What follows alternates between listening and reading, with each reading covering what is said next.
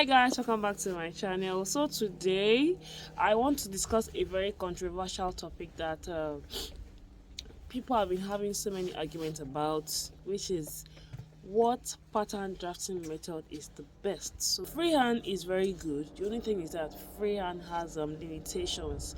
There are some styles or some um, designs that you want to create, and freehand is going to limit you.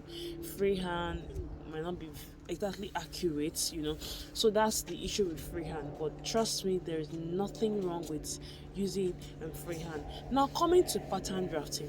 For pattern drafting, there are so many techniques. We have so many authors. Now, let me mention some authors that I know. I know of Natalie Bray. I know of Helen Armstrong.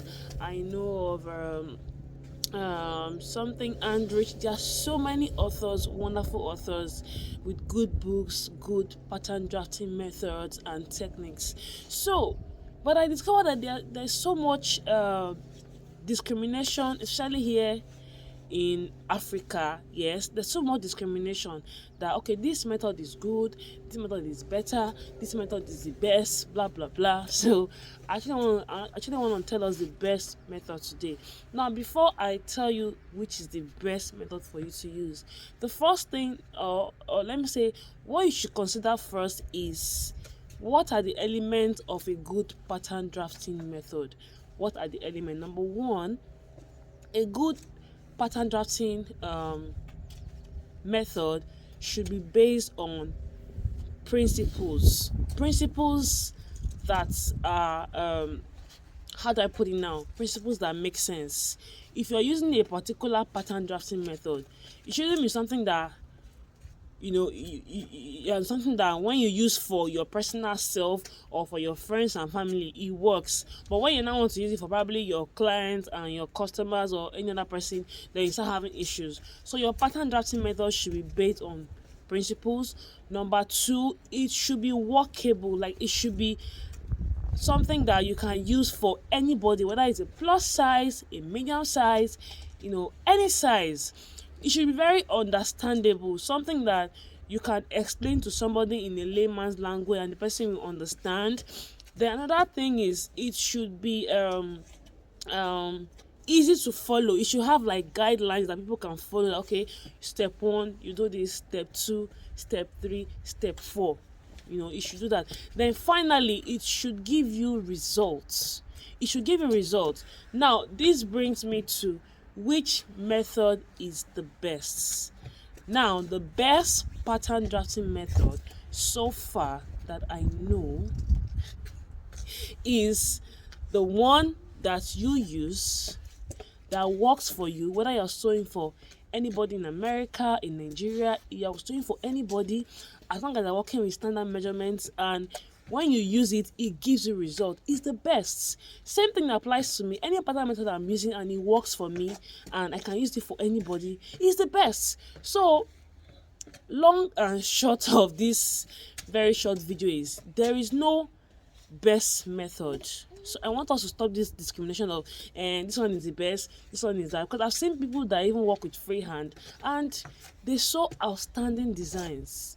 The most important thing is, whatever method or technique you're using, like I said before, it shouldn't be limited to just you. So when you want to teach other people that okay, this is the method that I use, it should be versatile. It should be able to work across different sizes of people. So if you're sewing for someone that is like this and someone that is like this, as long as it's a principle that has been tested over and over again, it should work. Okay, so whatever method you're using, as long as it works, is the best. I'm not saying you should not be open to learning. You can be open to learn other people's method, try to compare notes. Which one do you understand better? Which one is faster? Which one is easy to understand? If you're a tutor like me, which one do you think your students will be able to, grab fast? Whatever.